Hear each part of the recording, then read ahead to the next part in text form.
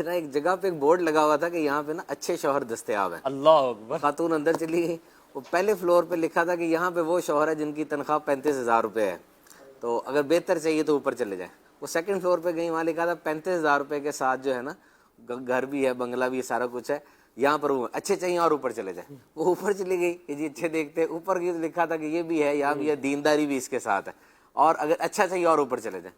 وہ اور اوپر چلی گئی کہ یہ دیکھو اس سے بھی اچھا کون ہو سکتا ہے. اوپر کیا جی یہ بھی ہے, خوبصورت بھی ہے, سارا کچھ ہے, مزید کوالٹیز. سب سے اوپر چلے گی, لکھا اس سے اچھا چاہیے اوپر چلے جائیں. تو اوپر کی تو خالی چھت تھی, اچھا. اور سامنے لکھا ہوا تھا کہ ابھی تک آنے والی کسی خاتون کو یہاں سے شوہر نہیں مل سکا, اب یہاں سے اتر جائے آپ ہی. تو یہ یاد رکھے, یہ تو وہی ہو گیا 60ویں منزل پر گئے, کہانی سنا تو چابی نیچے بھول کر آ گئی. نیچے بھول گئے.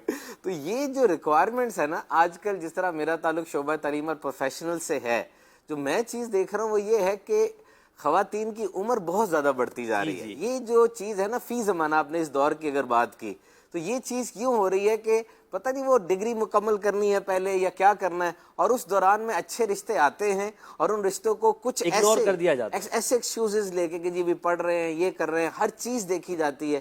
تو یہ یاد رکھیں کہ وہ مطلب جس طرح ایک بندے نے کہا تھا نا کہ میں نے اپنی ڈائری میں لکھا کہ میری ہونے والی بیوی میں یہ خصوصیات ہوں گی, تو جو بھی رشتہ آتا تھا میں سارا کچھ میچ کرتا تھا. پھر رشتہ آتا تھا تو میری عمر 30-35 سال ہو گئی, 40 سال کے قریب ہوئی, تو ساری میں کاٹتا رہا. آخر میں صرف جو رہ گئی تھی نا کوالٹی, وہ تھی کہ عورت ہونی چاہیے بس, باقی مطلب اور اب سب کچھ کہیں ملتا نہیں تھا.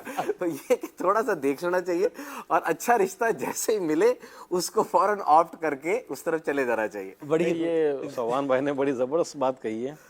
بہتر سے بہتر کی تلاش میں بندہ مقصد جو ہے نا, جو ملے ہوتے ہیں ان سے بھی ہاتھ دھو بیٹھتا ہے. ایک بات عرض کروں کہ نا یقین کریں ہر کام کے نا ایک ایج ہوتی ہے.